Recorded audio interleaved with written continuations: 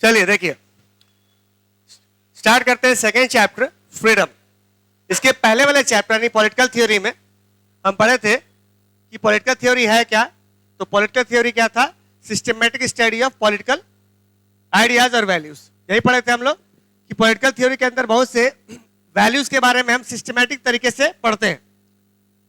तो political theory में जितने भी आइडियाज है, जितने वैल्यूज हैं, उनमें से एक वैल्यू क्या है? फ्रीडम है, जो आपका चैप्टर सेकंड से स्टार्ट होता है। उसी ढंग से आगे पढ़ेंगे तो आपको इक्वालिटी नजर आएगा, जस्टिस आएगा। तो ये जितने भी है सब पॉलिटिकल वैल्यूज है। तो कोशिश करते हैं समझने का फ्रीडम के बारे में कि फ्रीडम है क्या, फ्रीडम को कैसे डिफाइन किया जाता है। हर लोगों ने फ्रीडम को अपने अपने तरीके से लिया। तो आपका चैप्टर स्टार्ट हो रहा है एक एग्जाम्पल के साथ। आपके सामने दो पिक्चर दिख रहे होंगे, एक साउथ अफ्रीका के लीडर नेल्सन मंडेला जी का है और दूसरा म्यांमार की लीडर थी आंग सू की, उनका है।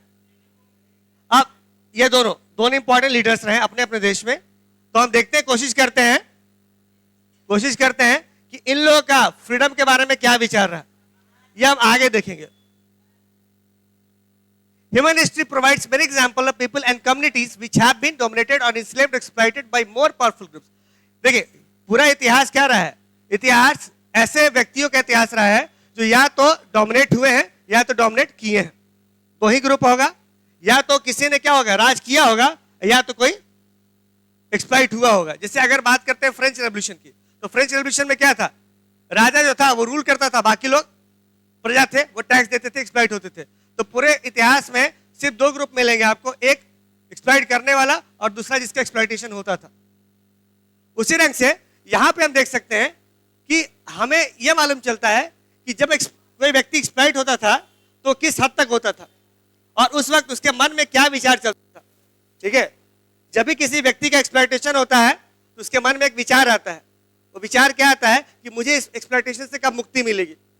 हर व्यक्ति जिसका एक्सप्लॉइटेशन हो रहा है, यानी वो उस चीज को प्राप्त करने के लिए जो जिससे उसको परेशानी है वो किसी हद तक जा सकता है। जैसे देखिए, हम जब फ्रीडम स्ट्रगल के लिए फाइट कर रहे थे तो हमारे मन में क्या था कि किसी ढंग से हमें आजादी की प्राप्ति करनी है और उसके लिए मरने और मारने दोनों को तैयार थे। चंद्रशेखर आजाद हो या भगत सिंह हो, अब उन्होंने क्या किया कि उनके मन में से एक विचार था, वो मरने को क्यों तैयार थे?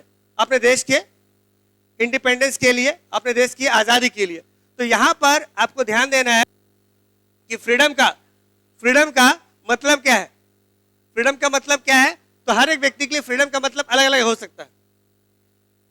अब यहां पर लिखता है कि इस सार तत्व क्या है, फ्रीडम का सार तत्व क्या है? The struggle for freedom represent the desire of people to be in the control of their own lives. देखिए, सबसे पहले फ्रीडम का मतलब यह होता है कि आप अपने को कंट्रोल में रखें।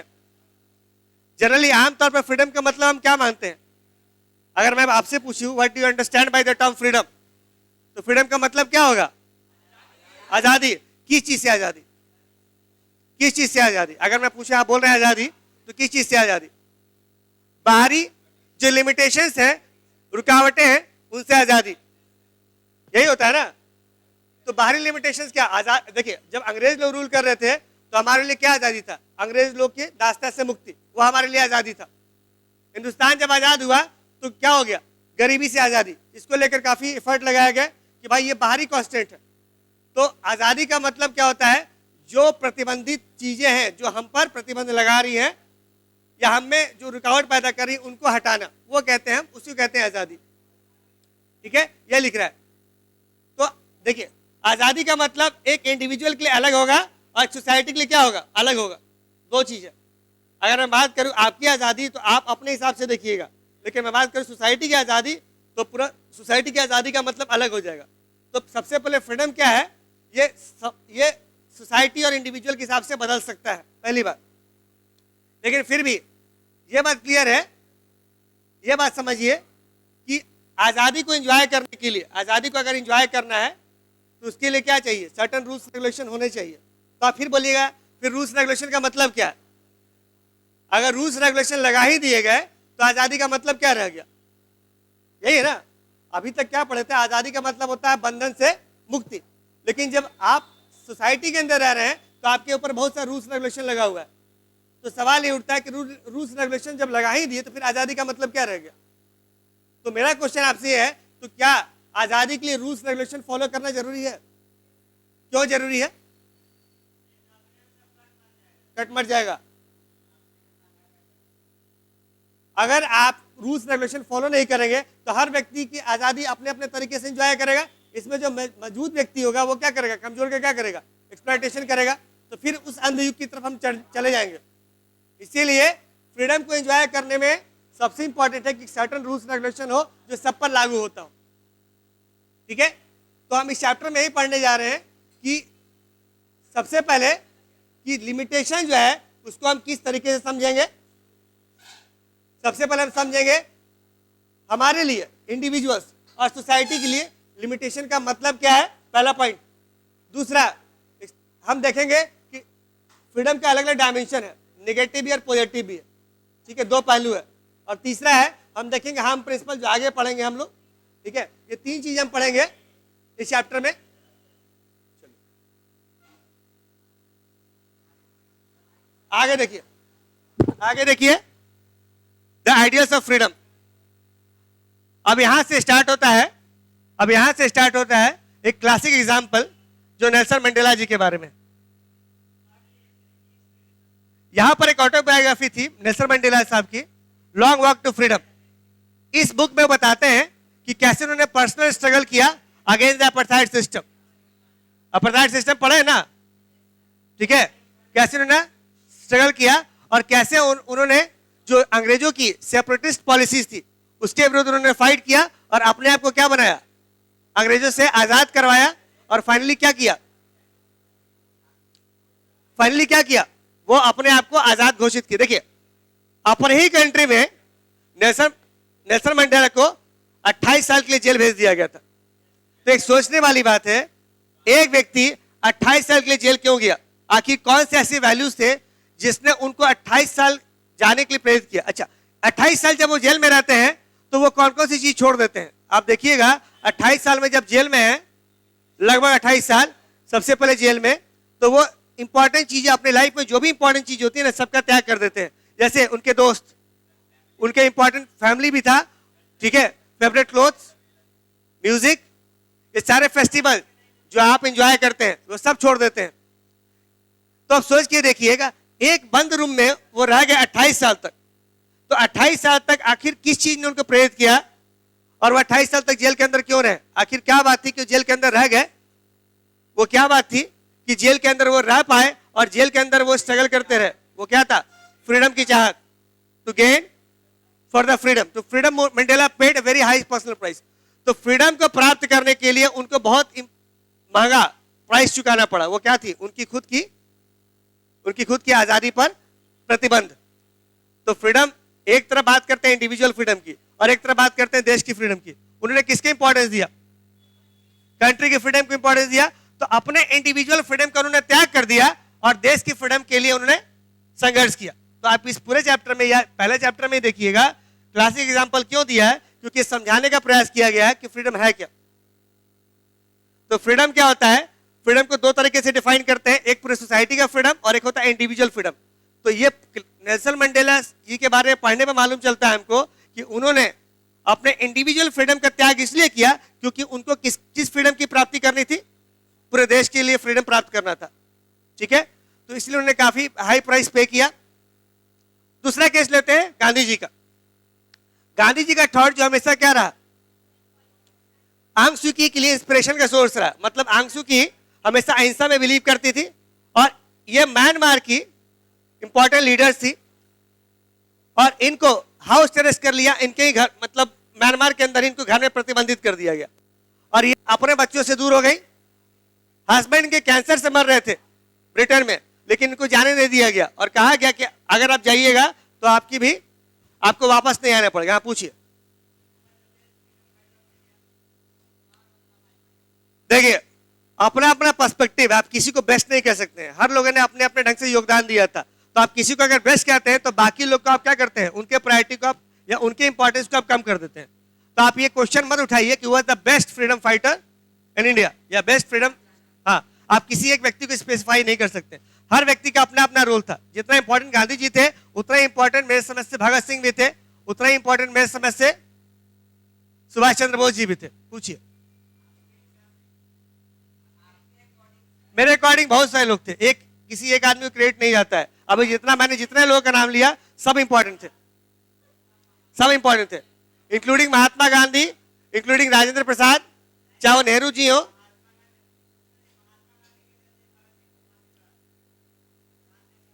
पूरा डिटेल में पढ़िएगा तो बहुत सी चीजें बाहर आएंगी पॉलिटिक्स से। ठीक है, चलिए हम बात करते हैं सेकंड केस की। अभी तक नेल्सन मंडेला के बारे में पढ़े तो नेल्सन मंडेला ने अपने इंडिविजुअल फ्रीडम का बलिदान किया। क्यों? क्योंकि उनको पूरे सोसाइटी के लिए फ्रीडम चाहिए था। तो फ्रीडम का डेफिनेशन उनके लिए अलग हो सकता है सोसाइटी के हिसाब से। उसी रंग से अब लेते हैं आंसुकी का एग्जाम्पल। आंसुकी को उन्हीं घर में हाउस अरेस्ट कर दिया गया और अपने हस्बैंड से मिल नहीं सकती थी, बच्चों से मिल नहीं सकती थी। उनको डर था कि अगर वो म्यांमार छोड़ देंगे तो वापस कभी नहीं आ पाएंगे। एक बात बताइए, यहां पर उन्होंने फिर क्या सोचा? जैसे नेल्सन मंडेला जी ने अपने इंडिविजुअल फ्रीडम का बलिदान किया, वैसे ही आंसुकी क्या की? अपने इंडिविजुअल फ्रीडम का बलिदान की। क्योंकि अगर वापस नहीं आती तो फिर उनके कंट्री को आजादी नहीं मिलती और ये शायद अगला लीडर नहीं बन पाती। तो Aung San Suu Kyi saw freedom as connected to the freedom of people, क्योंकि इनका मानना था कि इनके इंडिविजुअल फ्रीडम का मतलब नहीं है। इनको आजादी मिल जाती, हो सकता है कंट्री छोड़ के चली जाती, लेकिन बाकी लोगों का क्या? बाकी लोग आज भी उस वक्त मिलिट्री डिक्टेटरशिप के अंदर थे, मतलब मिलिट्री रूल चल रहा था वहां पर। म्यांमार में मिलिट्री रूल था और आंसुकी को नजरबंद कर दिया गया था उनके ही घर में। ठीक है, उन्होंने एक बुक लिखा है फ्रीडम फ्रॉम फियर, और उनको बोलती है for me the real freedom is freedom from fear and unless you can live free from fear you can not live a dignified human right. उनका मानना था कि फ्रीडम का मतलब क्या होता है? किससे आजादी? किससे? फियर से। तो उनके लिए डेफिनेशन क्या होगा? डर से आजादी। तो उस वक्त डर किसका था? डर किसका था? यहां पर म्यांमार में डर किसका था? यहां पर डर था मिलिट्री डिक्टेटरशिप का। जो लोग हावी थे, जो लोग बहुत परेशान किए हुए थे वहां के पब्लिक को। तो यहां पर वो लिख रही है, क्या लिख रही है? कि for me the real freedom is freedom from fear and unless you can live free from fear you can not live a dignified human life. तो हर एक आदमी के लिए फ्रीडम का डेफिनेशन अलग अलग हो गया। बोलिए। नजरबंद करने का मतलब होता है कि आप अपने घर में ही, घर से बाहर नहीं जा सकते। आपके ऊपर 24 घंटे पाबंदी लगी होगी। ठीक है, आप जैसे जेल में आप रहते हैं ना, तो जेल में सबके साथ रहते हैं ना, या घर में आप अकेले रहिएगा, मार्केट में नहीं जा सकते हैं। पाबंदी वहां के मिलिट्री डिक्टेटर ने लगा दिया था। वो नहीं चाहते थे कि इनका शासन आए। ये बहुत पावरफुल लीडर बन गई थी, इनके सरकार बनने वाला था और बना भी, इनके ऊपर पाबंदी लगा दी गई। तो यू मस्ट नॉट, हर word suggest, be afraid of the opinions of other people और of the attitude of authority और the reactions of the members of our community to the things we want to do. ठीक है, तो हम देखते हैं कि आंसुकी का क्या मतलब था। उनका कहना था कि अगर हम अपने लाइफ को बेहतर बनाना चाहते हैं तो हमको भी आजादी चाहिए। और कौन सी आजादी? किससे? डर से आजादी। तो आजादी यानी जो फ्रीडम है उसका अलग अलग मतलब है। अभी हम पढ़े थे नेल्सन मंडेला के टर्म में, उन्हें आजादी किससे चाहिए थी? किससे चाहिए थे? अंग्रेजों से चाहिए थी, अपार्थाइड सिस्टम से चाहिए थी, अंग्रेजों के द्वारा बनाए गए सिस्टम से, अंग्रेजों से नहीं चाहिए थी। क्योंकि जब नया कॉन्स्टिट्यूशन बनता है, जब नया कॉन्स्टिट्यूशन बना ना, तब अंग्रेज लोग भी शामिल थे उसमें। तो अंग्रेजों से आजादी नहीं, जो सिस्टम चल रहा था वहां, उससे आजादी चाहिए थी। उसी रंग से इनको भी आजादी चाहिए थी। किससे? फियर से। जो डर क्रिएट किया गया था किसके द्वारा? मिलिट्री डिक्टेटरशिप के द्वारा। तो हम क्या देखते हैं इन दो बुक से, नेल्सन मंडेला और आंसू के एग्जाम्पल से हम देखते हैं कि फ्रीडम कितना इंपॉर्टेंट है और अपने कंट्री में जहां पर फ्रीडम स्ट्रगल चल रहा हो वहां कितना इसका इंपॉर्टेंस है। अब चलिए भारत के कॉन्टेक्स्ट में चलते हैं। आप कोई मुझे बताइए कि भारत के कॉन्टेक्स्ट में आजादी का मतलब क्या था, फ्रीडम का मतलब क्या था जब हम लोग फ्रीडम स्ट्रगल कर रहे थे। यहां पर था फ्रीडम, आंसू के लिए फ्रीडम फ्रॉम फियर, और नेल्सन मंडेला साहब के लिए था फ्रीडम फ्रॉम अपार्थाइड सिस्टम। हमारे लिए क्या था हिंदुस्तान में? तो हाँ ठीक है, good, freedom from colonial rule, उपनिवेश ताकतों से छुटकारा या उससे आजादी। ठीक है, तो उपनिवेश तो ताकत है ना, उनसे आजादी। अब देखिए एक इंटरेस्टिंग बात सुन लीजिए, दिमाग में आना चाहिए कि अंग्रेज से छुटकारा। अब आपको पता होना चाहिए जब वर्ल्ड वॉर 2 चल रहा था उस वक्त एक सिचुएशन ऐसा बन गया था कि जब अंग्रेज चले जाएंगे तो जापानी लोग आके हमारे ऊपर रूल करेंगे, ठीक है। ये सिचुएशन ऐसा बना हुआ था।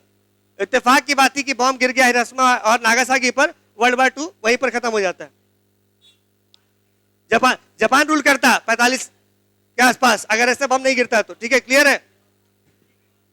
तो कहने का मतलब यह है कि हमें आजादी किससे चाहिए थी? सिर्फ अंग्रेजों से नहीं चाहिए थी, हमें पूरे कॉलोनियल सिस्टम से आजादी चाहिए थी, ताकि दोबारा कोई रूल नहीं कर पाए हमारे ऊपर, ठीक है। अब आता है, जब 3 केसेस पढ़ लिए, आमसी का पढ़ चुके हैं हम, और इसका पढ़े नेल्सन मंडेला का, 2 केस पढ़ने के बाद हमको समझ में आना चाहिए इसका डेफिनेशन क्या है, फ्रीडम है क्या आपके लिए और हमारे लिए, फ्रीडम है क्या। तो एक सिंपल सा डेफिनेशन होता है फ्रीडम का, जो हम एज एलिमेंट समझते हैं। Freedom is absence of constants. Constants का मतलब होता है रुकावट या लिमिटेशंस, रोक टोक। तो रोक टोक का नहीं रहना ही फ्रीडम है, ठीक है। तो एज ए लेमन हम मानते हैं, सिंपल आंसर क्या है, what is freedom? So it's absence of constants, limitations का नहीं रहना ही फ्रीडम है। Freedom is said to exist when external constants on the individual are absent. Freedom तभी माना जाएगा जब कोई बाहरी रुकावट ना हो, यही है ना। तो फ्रीडम का प्रॉपर डेफिनेशन यही है कि बाहरी रुकावट कोई नहीं हो तो फ्रीडम माना जाएगा। In terms of the definition, an individual could be considered free if he is not subject to external control. तो इसके हिसाब से एक आदमी आजाद तभी माना जाएगा जब उसके ऊपर कोई पाबंदी ना हो। तब तो भी गलत सिस्टम हो गया। घर के अंदर अगर माँ बाप आपको बोलते हैं कि भाई 6 बजे के बाद आप घर में वापस आ जाइए, तब तो आउटर कंट्रोल है ना। तब तो आप कहेंगे कि आजादी नहीं है घर के अंदर में, क्योंकि आजादी का मतलब ही होता है कोई भी रोक टोक नहीं होना। लेकिन अगर माँ बाप रोक लगा देते हैं या रोकते हैं आपको कि 6 बजे के बाद घर से बाहर नहीं निकलना है या 7 बजे के बाद आप घर में वापस आ जाइए, तो आप कहिएगा मेरा फ्रीडम नहीं है, मुझे फ्रीडम ही नहीं है। तो क्या ये डेफिनेशन सही है? ये डेफिनेशन बहुत लिमिटेड डेफिनेशन है और एज ए लेमन हम इसको मानते हैं, ठीक है, यही है ना। इन टर्म्स ऑफ इस डेफिनेशन को अगर मानते हैं तो इस डेफिनेशन का मतलब क्या है? आजादी का मेन मतलब क्या है? Freedom from external control. तो 2 डेफिनेशन बनता है, फ्रीडम फ्रॉम एक्सटर्नल कंट्रोल और दूसरा होता है कांस्टेंट से आजादी। क्लियर है? आपको हम क्या बताते हैं, आजादी का डेफिनेशन होता है ना, आप अपने अपने तरीके से इंटरप्रेट करते हैं, वहां प्रॉब्लम है। जैसे यहां पर क्या लिखा है, अगर एक आम आदमी से पूछा जाए आजादी का मतलब क्या है या फ्रीडम का मतलब क्या है, तो बोलेगा एब्सेंस ऑफ आउटर कंट्रोल। तो बाहरी कोई रोक टोक ना हो, यह फ्रीडम है।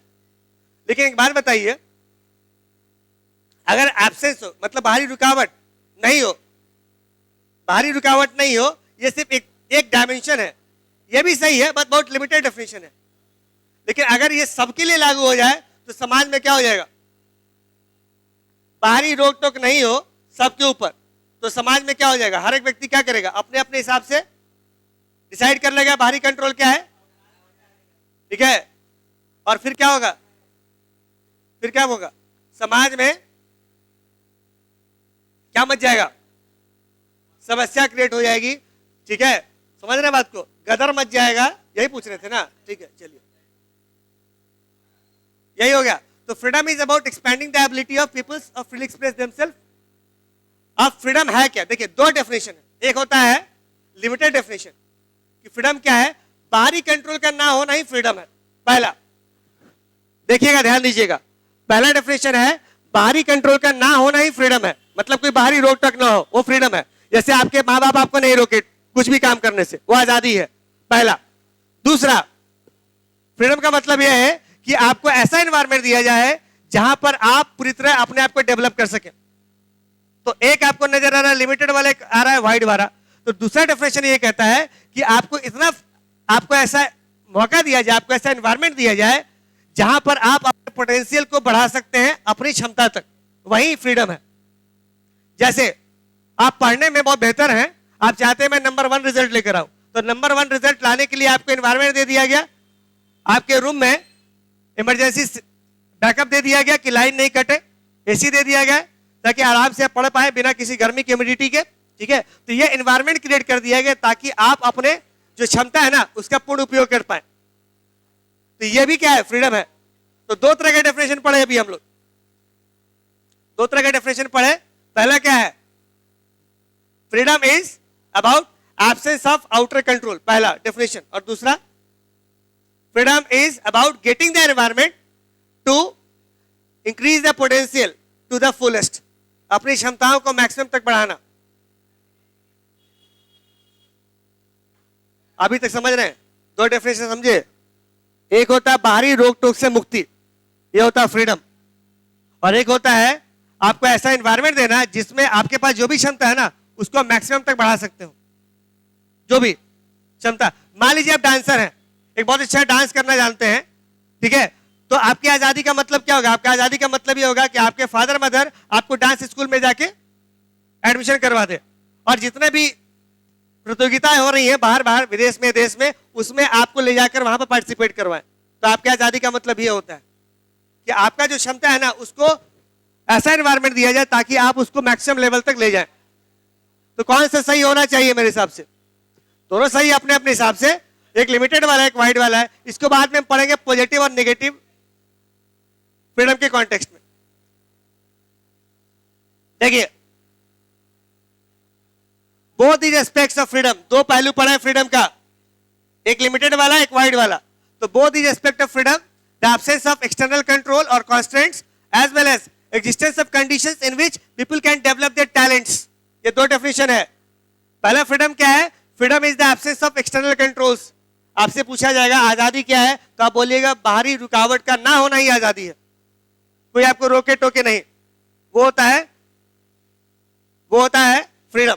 और दूसरा है ऐसा कंडीशन आपको प्रोवाइड करवाया जाए ताकि आप अपने टैलेंट को डेवलप कर सके, ये भी फ्रीडम है। तो आपको दिया जाए आजादी ताकि आप अपने टैलेंट का इस्तेमाल कर सके, आपको टैलेंट को डेवलप कर सके। दो ही डेफिनेशन होता है फ्रीडम का, इसको याद रख लीजिएगा। आगे हम पढ़ेंगे जब पॉजिटिव और नेगेटिव, तो इसको और आगे लेकर चलेंगे। A free society would be one which enables all its members to develop their potential with the minimum of social constraints. अब देखिए, एक सोसाइटी फ्री सोसाइटी कब कहलाएगी? जब समाज में सभी लोगों को क्या करेगी, वो क्या करेगी?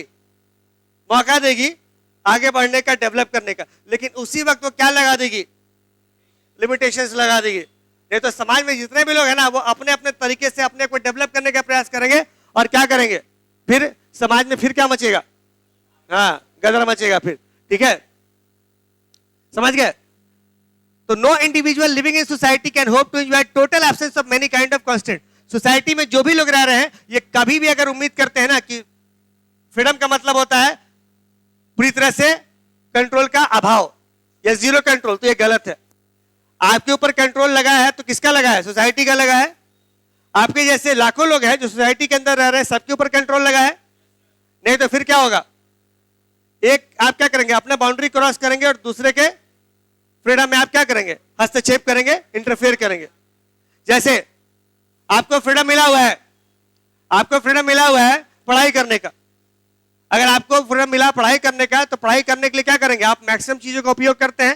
लेकिन इसका मतलब यह नहीं है कि आप दूसरे की पढ़ाई को क्या करेंगे? बाधित कर देंगे, नुकसान पहुंचा देंगे, ठीक है? तो यह आपको अधिकार दिया गया है, इसका आप इस्तेमाल करते हैं। तो आप देख सकते हैं कि सोशल कॉन्स्टेंट बहुत जरूरी है सोसाइटी के अंदर में। To understand which social constants are necessary, discussion of freedom need to look at the core relationship between the individual and society. तो हमको देखना पड़ेगा कि सोसाइटी और किस टाइप की सोसाइटी में आप रहते हैं। देखिए, एक थोड़ा समझिए इसको। सोशल कॉन्स्टेंट बहुत इंपॉर्टेंट है सोसाइटी के लिए। ये डिपेंड करता है आप किस सोसाइटी में रह रहे हैं। जैसे हमारे यहाँ सोशल कॉन्स्टेंट क्या है कि 10 बजे 11 बजे के बाद अगर आप रोड पर घूमिएगा तो पुलिस वाले ही आपको टोक देंगे कि भाई सड़क पर आप क्यों घूम रहे हैं, आप वापस घर जाइए, ठीक है? क्योंकि हो सकता है कि आप अपनी आजादी का उपयोग कर रहे हो, उसी रंग से कोई क्रिमिनल भी अपनी आजादी का प्रयोग करेगा और आपके लिए समस्या खड़ा कर देगा, ठीक है? तो हमारे यहाँ सोशल कॉन्स्टेंट क्या है कि भाई इतने बजे के बाद आप सड़क पर फ्रीली नहीं घूमिएगा। मान लेते हैं 1 मिनट के लिए, यहीं चले जाइए दूसरी सोसाइटी में, अमेरिका में चले जाइए, ये यूरोपियन कंट्रीज में चले जाइए, तो वहां पर क्या है? समय की पाबंदी है। जितना समय की पाबंदी हमारे यहाँ कि 10 बजे के बाद कोई नहीं जाएगा, क्या वहां भी ऐसी समय की पाबंदी है? नहीं, वहां वैसे समय की पाबंदी नहीं है। वहां ऐसी समय की पाबंदी नहीं है। कहां पर नहीं है? अमेरिका में या यूरोपियन कंट्रीज में। यानी वहां पर सोशल कॉन्स्टेंट जो होगा ना वो अलग टाइप का होगा। तो ये डिपेंड करता है कि समाज में प्रतिबंध आपके ऊपर कैसा लगाया जा रहा है, ठीक है, वो डिपेंड करता है आप किस टाइप की सोसाइटी में है। समझ रहे बात को?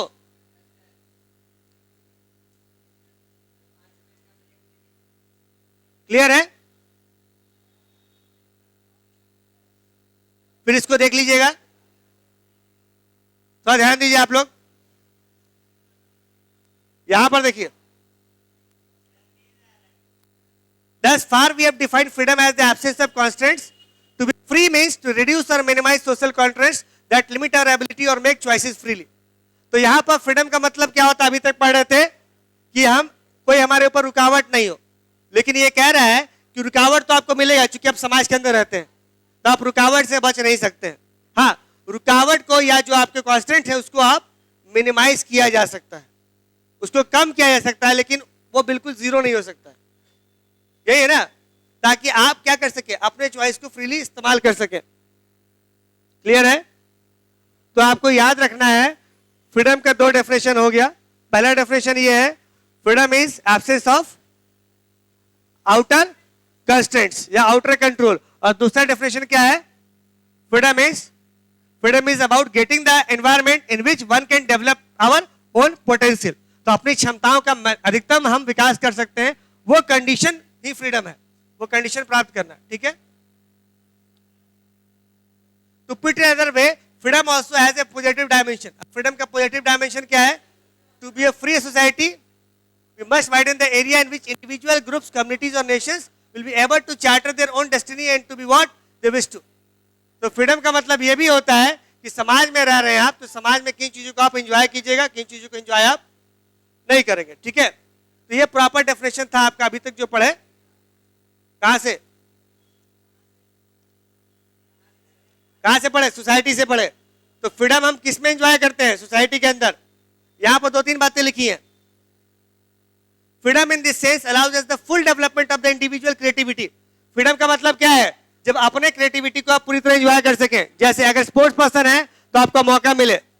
देखिए, झारखंड के अंदर बहुत सारे बच्चे हैं जो एससी कैटेगरी के हैं, एसटी कैटेगरी के, शेड्यूल ट्राइब के हैं। उनको कभी मौका नहीं मिला कि वो स्पोर्ट्स में इस लेवल तक जाके नेशनल प्लेयर के रूप में खेलें, जबकि उनमें क्षमता बहुत है। तो वहां पर प्रमोशन कौन नहीं किया? स्कूल नहीं किया, सरकारी स्कूल रहा है, और सरकारी स्कूल ने बच्चों के जो स्पोर्ट्स का जो उनके अंदर कैपेसिटी है उसको आइडेंटिफाई नहीं किया। ठीक है? तो हुआ क्या, पूरा कर लेने दीजिए, आ रहे हैं। ठीक है? तो हुआ क्या, ये जो बच्चे रह गए स्पोर्ट्स में पीछे रह गए, तो उनको पोटेंशियल ही नहीं मिला। तो क्या आप कह सकते हैं कि उनको आजादी मिली? उनको आजादी नहीं मिली, क्योंकि उनकी क्षमताओं का विकास ही नहीं हुआ। तो हो सकता है कि स्कूल जाने की आजादी उनको मिली होगी, लेकिन स्कूल में जाके वो एनवायरमेंट नहीं मिला जिससे अपने आप को फुली डेवलप कर पाते, यानी अच्छे स्पोर्ट्समैन बन पाते, अच्छे कह सकते हैं एक म्यूजिशियन बन पाते। ये सब का अभाव रह गया।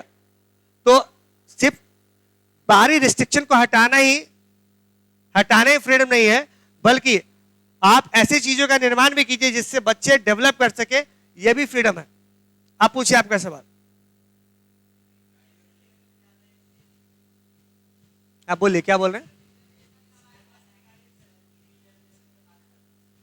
नहीं, बोलिए क्या पूछ रहे हैं सवाल?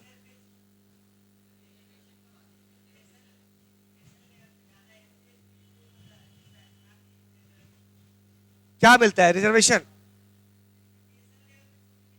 हाँ, मिलता है। हाँ, तो क्या क्वेश्चन है आपका?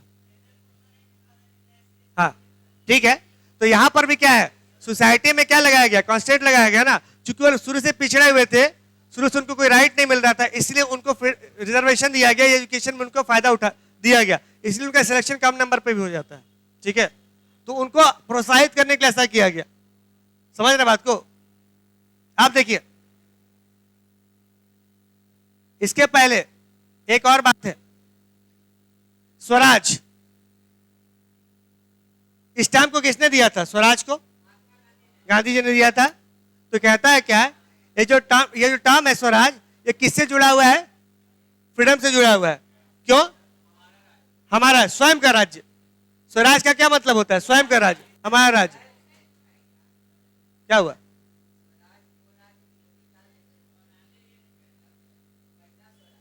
स्वराज का मतलब था यहां पर rule of the self and rule over self, दो बातें हैं, खुद का रूल और खुद के ऊपर नियंत्रण, ये दोनों था। ठीक है, समझ रहे हैं इसको? Swaraj in the context of the freedom struggle in India refer to freedom as a constitutional and political demand and as a value as a social collective level. देखिए, स्वराज के बारे में कहा जाता है कि बहुत स्वराज क्या था, दो तरीके से डिफाइन किया गया, एक था स्वयं का राज और एक था स्वयं के ऊपर राज। तो पहला डेफिनेशन था ना, ये था देश के कॉन्टेक्स्ट में। सोचिए, बताइए क्या बहुत ज्यादा हंसी आ रही है? ध्यान दीजिए इधर। स्वराज में क्या है? स्वराज का दो डेफिनेशन है, स्वयं का राज, खुद का राज, और स्वयं के ऊपर राज। नहीं, यह दो डेफिनेशन है स्वराज का। स्वयं के ऊपर कंट्रोल होना चाहिए। ठीक है, मतलब आप स्वयं के ऊपर कंट्रोल का मतलब यह होता है कि आप अपने एक्टिविटी से दूसरे के लिए परेशानी खड़ा नहीं करें, तो खुद पर कंट्रोल कीजिए, पहला हो गया। और दूसरा होता है आप खुद के गवर्नमेंट, खुद की गवर्नमेंट चाहते हैं, खुद का देश चाहते हैं, या खुद के सरकार चाहते हैं, ये हो गया। महात्मा गांधी ने हाईलाइट किया था, it is Swaraj when we learn to rule ourselves. अपने ऊपर रूल करना है। कोई कहते हैं स्वराज, इसे किसे कहना था? महात्मा गांधी जी का कहना था। ठीक है, Swaraj is not just freedom but liberation in redeeming our own self respect, self responsibility. तो स्वराज का मतलब क्या था? क्या हुआ? कोई क्वेश्चन है? देखिए, यहां पर स्वराज और फ्रीडम को जोड़ के देखा गया, समझिए इसको। यहां पर कहा जा रहा है, महात्मा गांधी का अपना विचार था कि स्वराज क्या है, तो स्वराज सिर्फ फ्रीडम ही नहीं है, ये अपने सेल्फ रिस्पेक्ट के बारे में उठाया गया प्रयास है, और ये बात करता है सेल्फ रिस्पॉन्सिबिलिटी की, हम अपने आप के ऊपर कितना कंट्रोल करते हैं। तो सोसाइटी में दो बातें होती हैं, अपने ऊपर कंट्रोल करना और एक होता है किसके ऊपर कंट्रोल करना। हम उम्मीद करते हैं कि बाहर से कोई रुकावट ना हो। ठीक है, तो इसको अलग अलग कॉन्टेक्स्ट में दिखाया गया है। यही लिख रहे हैं ना, Mahatma Gandhi ji believe that development that follows will liberate both individual and collective potentialities given by the principle of justice. इनका कहना ही था कि हम अपने आप को लिबरेट करेंगे और साथ ही साथ कलेक्टिव रिस्पॉन्सिबिलिटी भी उठाएंगे, समाज की बात करेंगे। ठीक है, ये पढ़ चुके हैं हम लोग।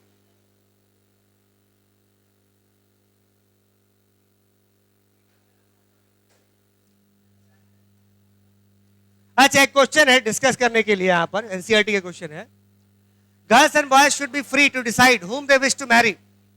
Parents should have no say in this matter.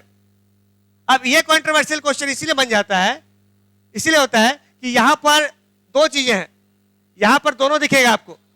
एक दिखेगा आउटर कंट्रोल से फ्रीडम, बच्चे और बच्चे खुद से डिसाइड कर लिए।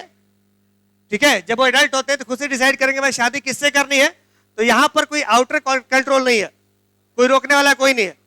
कास्ट और रिलीजन को आप नहीं देख रहे हैं, तो आउटर कंट्रोल नहीं है, तो ये पहला फ्रीडम हो गया। दूसरा है ये, दूसरा, ठीक है, अभी ध्यान दीजिए इस पर। दूसरा है पेरेंट्स हैव नो से इन दिस मैटर। अब यहां पर अगर पेरेंट्स कुछ बोलते हैं तो इट इज कंसीडर कौन सा कंट्रोल? Outer control. लेकिन यहां पर आपको ध्यान देना है,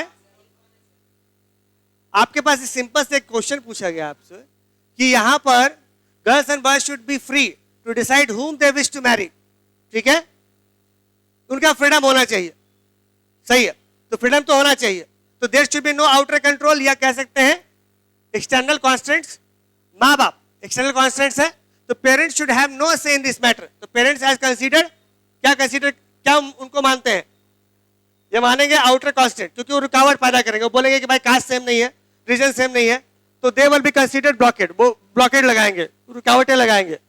ठीक है, तो फ्रीडम का मतलब अगर आप ये मानते हैं आपसे सब कॉन्स्टेंट्स, तो ये डेफिनेशन सही होगा कि भाई अपने हिसाब से शादी कर लिया, माँ बाप का आशीर्वाद या साथ में मिला नहीं मिला चलेगा, ये हो गया। है ना। देखे पूरा हिस्ट्री पढ़िएगा उसका, अभी आधा ही पढ़े आप, पूरा देखिए उसका कॉन्टेक्स्ट में। दूसरा दूसरा दूसरा कि आपको इंडिविजुअल आजादी मिली हुई है, लेकिन मिला है, आजादी मिला है, लेकिन साथ साथ आपके ऊपर क्या लगाए गए हैं, सोशल कॉन्स्टेंट्स लगाए गए हैं, ताकि आप दूसरे के लिए प्रॉब्लम क्रिएट ना कर दें। ठीक है, तो समाज में सोशल कॉन्स्टेंट्स का मतलब है कि समाज में बनाया गया भाई कि ये जाति है, ये धर्म है, ठीक है, या ये कल्चर है, तो बेसिकली शादी करने में कोई दिक्कत नहीं है, शादी करने में कोई दिक्कत नहीं, प्रॉब्लम शादी के बाद होगा। ठीक है, कारण ये होता है कि शुरुआत होती है कल्चर से। जब एक लड़की या एक लड़का अलग अलग कल्चर में पैदा होता है तो उसको कल्चर को अडॉप्ट करने में बहुत समस्या आती है।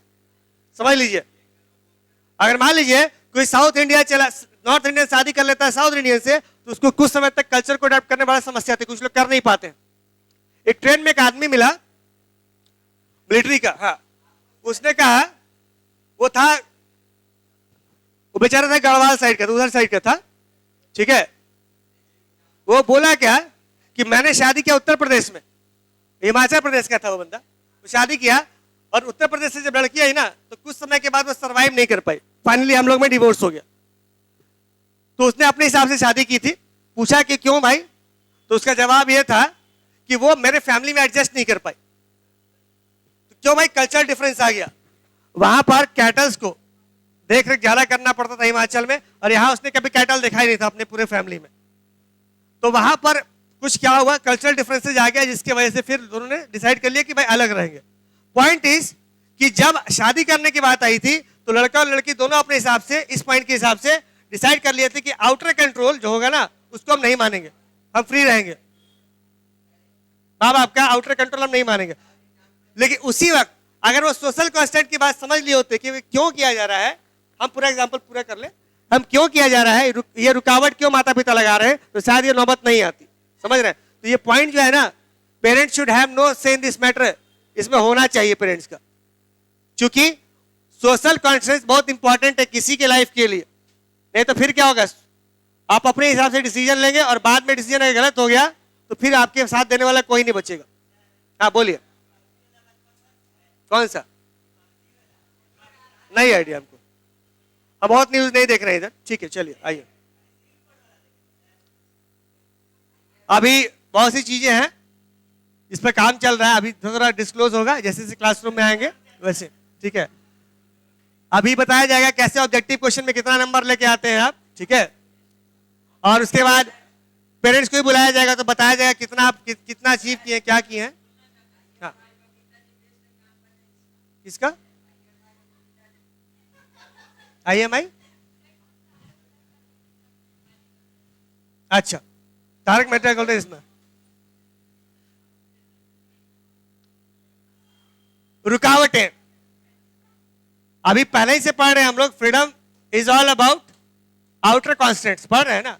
रुकावटें, अब सवाल होता है कि रुकावटें आई थी कहां से। एक व्यक्ति आराम से अपने लाइफ को फ्रीली जीना चाहता है, लेकिन उसी वक्त उसको रुकावटें आ जाती है उसके लाइफ में, तो सवाल ये उठता है कि वो रुकावटें आती कहां से, आखिर सोर्स क्या है, तो बताइएगा सोर्स क्या है।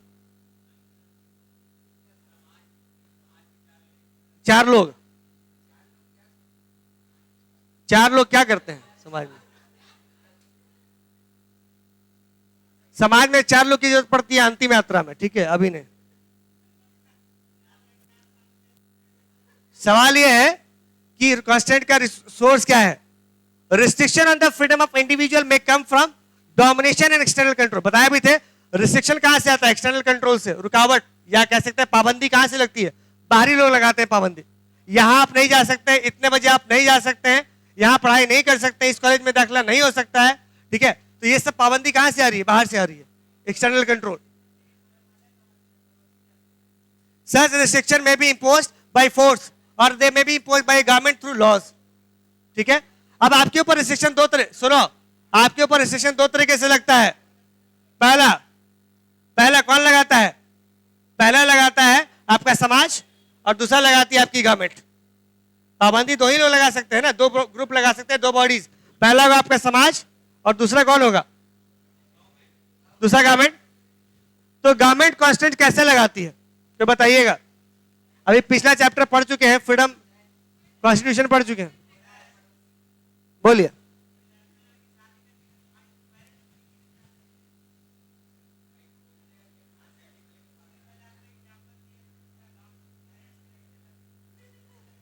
पेरेंट्स को पता होता है ना सोर्स कहां पर, इसीलिए पढ़ने जा रहे हैं ना। सोर्स ऑफ कांस्टेंट, हाँ यही कीजिए, पढ़ाई लिखाई छोड़ दीजिए, समाज सेवा कीजिए, ठीक है। सच रिस्ट्रिक्शन में भी इम्पोज्ड बाय फोर्स, तो समाज में जो कंट्रोल लगता है लोगों के ऊपर, या तो सोसाइटी बनाएगी रूल्स रेगुलेशन बनाकर कंट्रोल करेगी, या तो गवर्नमेंट बनाएगी रूल्स रेगुलेशन, वो कंट्रोल करेगी, ठीक है। तो समाज में कंट्रोल एस्टैब्लिश करने की जिम्मेदारी दो लोगों के पास होती है। और हम देख सकते हैं अपार्थाइड सिस्टम में जब कॉलोनियल रूल था तो यहां पर पाबंदी किसने लगाई थी? व्हाइट सरकार ने। कौन सा सिस्टम लाकर? अपार्थाइड सिस्टम लगाकर पाबंदी लगाई थी ना। तो उनके रूल्स रेगुलेशन क्या क्या थे बताइए तो जरा, क्या क्या रूल्स रेगुलेशन थे? कौन हंस रहा ज्यादा? वो बताएंगे पीछे वाले आपके। हाँ बताइए बताइए। साउथ अफ्रीका के अंदर जो सोशल कॉन्ट्रैक्ट था, गवर्नमेंट का कंस्ट्रेंट था, वो किस प्रकार का था? ठीक है, तो बताएं रुकावट किस बेसिस पर लगाया गया था? कंस्ट्रेंट क्या क्या था? आउटर कंट्रोल था ना, कलर था, ये था कि व्हाइट का एरिया अलग होगा, ब्लैक का एरिया अलग होगा। वो क्या बोले हैं? हम पूछ रहे इवेंट की बात, आप कलर बता रहे हैं, कलर नहीं बात कर रहे हैं। हम बोल रहे हैं कि कांस्टेंट क्या था, रुकावट क्या था? व्हाइट वाले ब्लैक एरिया में नहीं जा सकते थे, या ब्लैक जनरली व्हाइट वाले इजीली जा सकते, ब्लैक वाले नहीं जा सकते थे व्हाइट एरिया में। तो कांस्टेंट था ना, रुकावट था ना कि आप नहीं जा सकते, अगर जाना होगा तो परमिट लेना पड़ेगा आपको। तो ये भी क्या कांस्टेंट था ना, रुकावटें थी, रुकावटें थी ना। नहीं सुनाई दे रहा अभी? तो रुकावटें थी जब अपार्थाइड सिस्टम में अप्लाई किया गया। तो साउथ अफ्रीका में क्या है, जो काले लोग थे वो गोरे लोग के इलाके में नहीं जा सकते थे। जाने के लिए क्या लगेगा? पैसा नहीं लगेगा, जाने के लिए परमिट लेना पड़ेगा। तो परमिट लेंगे तभी जाएंगे। कहने का मतलब क्या था, उनके ऊपर भी पाबंदी लगाई गई थी। तो पॉइंट यह है कि सोसाइटी के अंदर जैसा गवर्नमेंट चाहेगी वैसा रूल लगा देगी आपके ऊपर, ऐसा नहीं है। गवर्नमेंट अगर कॉलोनियल गवर्नमेंट होगी तब वैसा रूल लगता था। जैसे हम पढ़ चुके हैं साउथ अफ्रीका के केस में, वो एक के अधिकार को छीनकर अपने को एंजॉय करवा रही थी। तो कॉलोनियल रूल ही अपने आप में गलत था, तो उसका रिस्ट्रिक्शन ही गलत होगा ना। अगर हम बात करते हैं डेमोक्रेटिक कंट्री की, डेमोक्रेटिक कंट्री में भी तो रिस्ट्रिक्शन लगे हमारे ऊपर। तो क्या डेमोक्रेटिक कंट्री में जो रिस्ट्रिक्शन लगाए गए आपके ऊपर वो जस्टिफाइड है? वो जस्टिफाइड इसलिए है क्योंकि आपके रिस्ट्रिक्शन, आपके ऊपर रिस्ट्रिक्शन लगाकर बाकी किसी दूसरे को राइट दिया जा रहा है, फ्रीडम दिया जा रहा है। सब फ्रीडम आपको दे दिया जाएगा तो आप उसका मिसयूज कीजिएगा, आप दूसरे के फ्रीडम में क्या कीजिएगा? इंटरफेयर कीजिएगा। यही लिख रहा है, some form of government may be inevitable, but if the government is a democratic one, the members of the state could retain some control over their rulers. देखिए गवर्नमेंट हमेशा पाबंदी लगाएगी, लेकिन अगर वो गवर्नमेंट डेमोक्रेटिक गवर्नमेंट होगी तो उस गवर्नमेंट को ही आप हटा सकते हैं। पाबंदी लगाने वाले गवर्नमेंट को हटा दीजिए, समझ रहे हैं? जबकि कॉलोनियल रूल के में और या फिर डिक्टेटरशिप में क्या होता है, आपको वो पाबंदी माननी ही माननी पड़ेगी। तो वहां कोई चारा ही नहीं आपके पास में। अगर आउटर कंट्रोल है तो उस आउटर कंट्रोल को मानना ही मानना पड़ेगा आपको, अगर आपको अपने हिसाब से फ्रीडम को लेकर चलना है तो। अच्छा, तो अभी तक देख रहे हैं कांस्टेंट कहां कहां से आता है? सोसाइटी से और गवर्नमेंट से आता है। और गवर्नमेंट भी डेमोक्रेटिक गवर्नमेंट भी हो सकता है और वो डिक्टेटर भी हो सकता है। दोनों आदमी कांस्टेंट लगा सकता है, वो अपने हित के हिसाब से होगा। जैसे कॉलोनियल गवर्नमेंट या डिक्टेटरशिप अपने हित को साधने के लिए, अपने आप को ग्लोरीफाई करने के लिए लिमिटेशंस लगाती है, ठीक है। अब देखिए एक कांस्टेंट ये भी आता है, किससे जन्म होता है उसका? सोशल इनइक्वालिटी से या कास्ट सिस्टम से, ठीक है। क्या हो गया? ठीक है, देखिए सेकंड पॉइंट, कांस्टेंट का अगला सोर्स कौन है? अभी तक दो पढ़े हैं, गवर्नमेंट पढ़ लिए, सोसाइटी पढ़ लिए, ठीक है। तीसरा पढ़ने जा रहे हैं social inequality. Constant of freedom can also result from social inequality, इससे भी जन्म होता है। और क्या होता है? इकोनॉमिक इनइक्वालिटी से भी। दोनों चीजें से। सोशल इनइक्वालिटी भी क्या करता है, कांस्टेंट इंपोज करता है। जैसे समाज में क्या होगा, अगर समाज में सब लोग एक नहीं होंगे, ठीक है, एकता नहीं होगी, इनइक्वालिटी होगी, तो क्या होगा, रुकावटें होंगी ना, जिसके कारण एक व्यक्ति वहीं रह गया और दूसरा व्यक्ति आगे बढ़ गया। तो सोशल डिफरेंसेस के कारण भी क्या होता है, एक व्यक्ति पिछड़ गया और दूसरा व्यक्ति आगे बढ़ गया, ठीक है, तो ये भी क्या हो गया, कांस्टेंट्स है। तो क्वेश्चन ये उठता, अभी हम क्या पढ़ रहे हैं टॉपिक, कि कांस्टेंट जो है उसके क्या क्या सोर्स है, तो जो रुकावट आता है उसके क्या क्या सोर्सेज हैं। तो हम पढ़े अभी तक कि कौन कौन लगा सकता है, गवर्नमेंट लगा सकती है, और गवर्नमेंट डिक्टेटरशिप वाली गवर्नमेंट हो या डेमोक्रेटिक गवर्नमेंट हो, दोनों लगा सकती है, दोनों के अपने अपने मतलब होंगे। फिर बात करते हैं, सोसाइटी भी लगा सकती है, जिस सोसाइटी में आप हैं या जिस सोसाइटी में आप सर्वाइव कर रहे हैं वो सोसाइटी आपके ऊपर लिमिटेशंस लगा सकती है या रुकावट लगा सकती है। तीसरा, सोशल इनइक्वालिटी अगर भी है समाज के अंदर, उससे भी क्या होता है, कांस्टेंट का जन्म होता है, रुकावट का जन्म होता है, ठीक है, जब समाज में एक लोग को मौका मिलता है और एक लोग को नहीं मिलता है। और दूसरी तरफ इकोनॉमिक इनइक्वालिटी भी काफी हद तक कांस्टेंट के लिए जिम्मेदार है। जैसे एक आदमी अमीर रह गया, एक आदमी गरीब रह गया, तो जो गरीब है, जो आदमी गरीब है उसके सामने बहुत से रुकावटें आ जाएंगे, ठीक है, और जो अमीर है वो रुकावटों को इजीली क्रॉस कर सकता है by using his money power. तो कहा जाता है ना भाई, यहां पर दो तरह का कंट्री है, एक भारत भी है और इंडिया है। तो इंडिया में क्या हुआ भाई कि अमीर होते चले जाएंगे और भारत में लोग गरीब होते चले जाएंगे, ठीक है। तो आप देख लीजिए यहां पर अभी देख रहे हैं कि कांस्टेंट्स जो भी है, रुकावट का सोर्स क्या है। तो हम देखिए अभी रुकावट के डिफरेंट सोर्सेज हैं, गवर्नमेंट भी हो सकता है, सोसाइटी भी हो सकता है, और सोसाइटी के अंदर सोशल इनइक्वालिटी और इकोनॉमिक इनइक्वालिटी भी हो सकते हैं।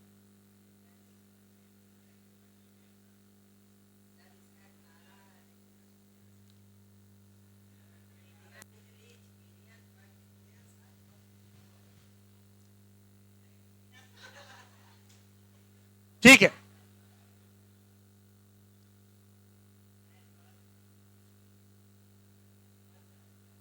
देखिए नेताजी सुभाष चंद्र बोस जी का ये क्या मानना था, उनका मानना था, वो तो स्लोगन बोल रहे हैं आप, ठीक है, कि तुम मुझे खून दो मैं तुम्हें आजादी दूंगा।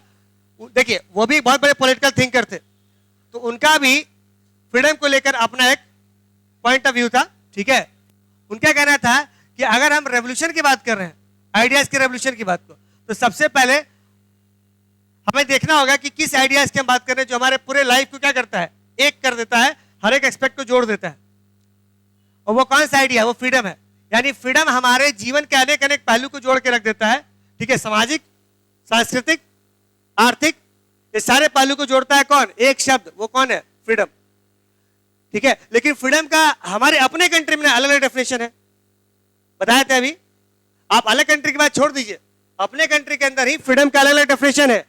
एक इंडिविजुअल के लिए फ्रीडम का डेफिनेशन अलग होगा, सोसाइटी के लिए फ्रीडम का डेफिनेशन अलग होगा, ठीक है।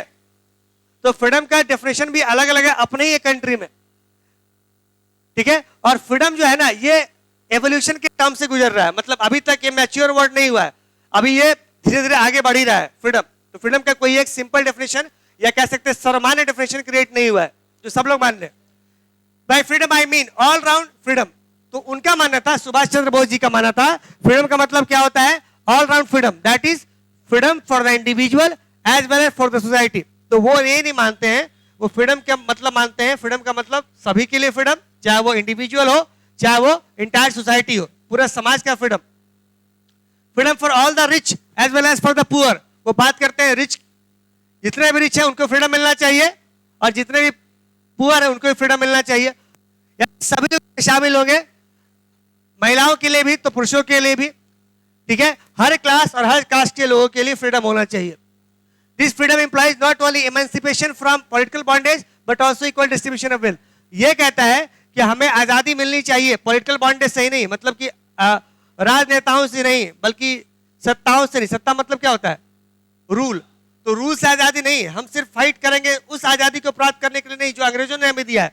हमको क्या चाहिए, हमें चाहिए वैसी आजादी जहां पर पैसे का बंटवारा, रिसोर्सेज का बंटवारा बराबर से सब में हो। हम वैसी आजादी चाहेंगे जहां पर कास्ट बैरियर नहीं हो।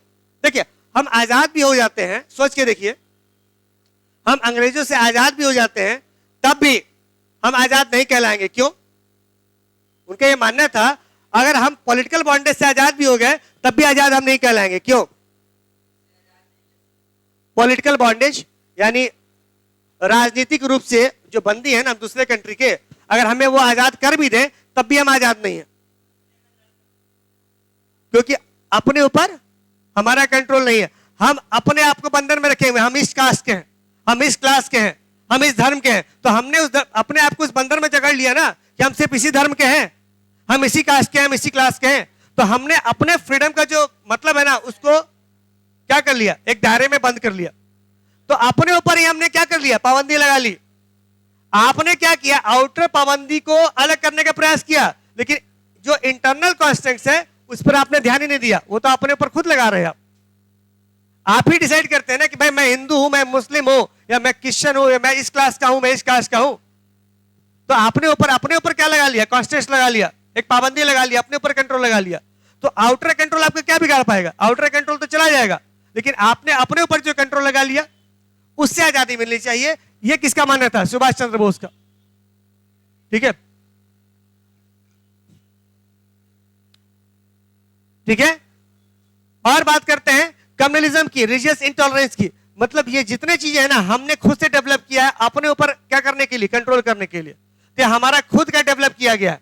आउटर कंट्रोल की बात छोड़ दीजिए, हमने अपने ऊपर क्या किया है, इनर कंट्रोल किया है। यानी ये सब चीजें कि हम सिर्फ इसी कैटेगरी को बिलोंग करते हैं। हम अगर देखिए, एक गरीब आदमी क्या सोचता है, एक गरीब आदमी सोचता है मैं गरीबी में पैदा लिया हूं, मैं गरीबी में ही मर जाऊंगा। अगर वैसा सोच रहा है तो वो आउटर कांस्टेंट नहीं है, वो उसका इंटरनल, वो उसका इनर कांस्टेंट्स है। किसी ने कहा भी था ना कि अगर आप गरीबी में पैदा लेते हैं तो ईश्वर का दोष हो सकता है, लेकिन अगर आप गरीबी में ही मर जाएंगे तो वो आपका दोष होगा। ठीक है, समझ रहे बात को ना।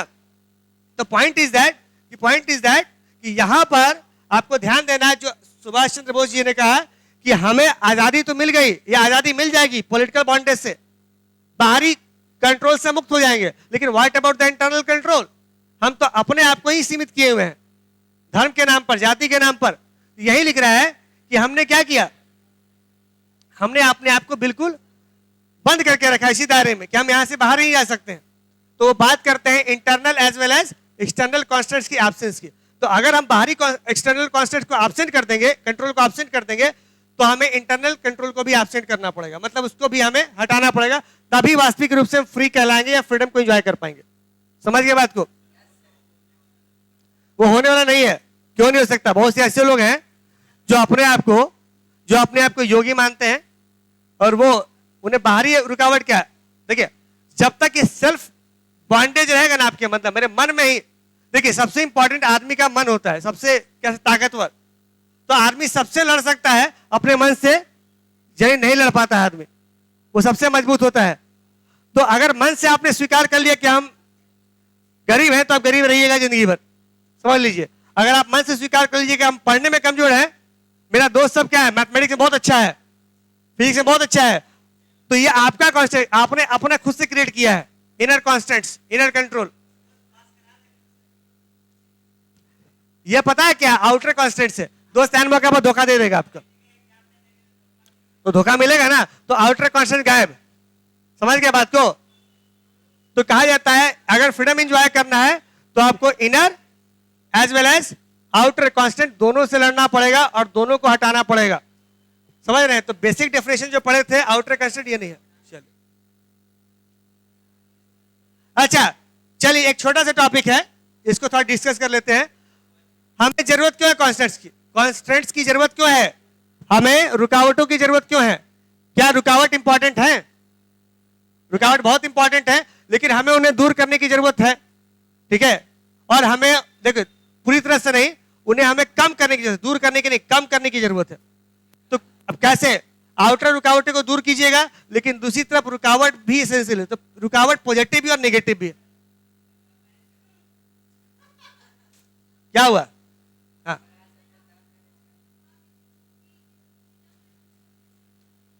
वही तो कह रहे हैं कि 100% आप हटा नहीं सकते हैं। अगर आप सोचते हैं कि आउटर कांस्टेंट को हटा देंगे और हम पूरी तरह फ्रीडम एंजॉय कर लेंगे, तो गलतफहमी है आपकी। आपके लिए कांस्टेंट्स बनाया गया है। अगर आप इंडिविजुअल कांस्टेंट को हटा भी देते हैं तो आपके लिए सोसाइटी ने बनाया है, उसको रूल्स रूल्स के फॉर्म में। यही है ना कि आप उस दुनिया में नहीं रह सकते हैं जहां पर कोई कॉन्स्टेंट्स नहीं है। अगर कोई कॉन्स्टेंट्स नहीं होगा, ठीक है, अगर कॉन्स्टेंट्स नहीं होगा तो सोसाइटी में क्या आ जाएगी, क्योस क्रिएट हो जाएगा, भगदड़ मच जाएगा, अफरा तफरी मच जाएगी। क्योंकि यहां पर जो मजबूत होगा वो कमजोर को क्या करेगा, एक्सपेक्ट करेगा। ठीक है, इसीलिए कॉन्स्टेंट्स बहुत इंपॉर्टेंट है। ठीक है, लेकिन उसका दायरा भी होना चाहिए, वो लिमिटेड फॉर्म में होना चाहिए। अनलिमिटेड कॉन्स्टेंट भी खराब है। ठीक है, तो आप ये मत समझिए फ्रीडम का मतलब होता है एब्सेंस ऑफ कॉन्स्टेंट्स। हाँ, उसको हटाने का प्रयास जरूर करते हैं, इनर वाला भी और आउटर वाला भी। हमें चाहिए मुक्ति, लेकिन कुछ चीजें भी जरूरत है। जैसे सुनिए, नमक होता है ना, तो नमक एसेंशियल पार्ट है हमारा, लेकिन नमक को ज्यादा पी लीजिएगा तो जहर बन जाएगा। तो नमक हमें क्वांटिटी में चाहिए। अपने बॉडी में अगर हम न्यूट्रिएंट्स की कमी नहीं चाहते हैं तो नमक चाहिए हमको। उसी ढंग से हमें भी क्या चाहिए, कांस्टेंट चाहिए, लेकिन लिमिटेड मैनर में, ताकि समाज में क्या हो, सभी लोग अपने अपने बाउंड्री में रहें, कोई भी अपनी बाउंड्री क्रॉस नहीं करे, अपना लिमिटेशन क्रॉस नहीं करे। तो नमक की तरह ही हो गया हमारा कांस्टेंट्स, वो हमें चाहिए बट लिमिटेड अमाउंट में चाहिए, वो लिमिटेड अमाउंट में चाहिए। ठीक है, नहीं तो सोसाइटी में क्रिएस क्रिएट हो जाएगा। ठीक है, तो इसको और डिस्कस हम लोग कर लेंगे कहां पर, नेक्स्ट क्लास में। अभी के लिए फिलहाल अभी इतना ही करेंगे, थोड़ा सा और इसको डेफिनेशन के हिसाब से लेकर चलेंगे आगे। अलग अलग स्टेटमेंट्स हैं, ठीक है, वो नेक्स्ट क्लास में डिस्कस करेंगे उसको। ठीक है, थैंक यू।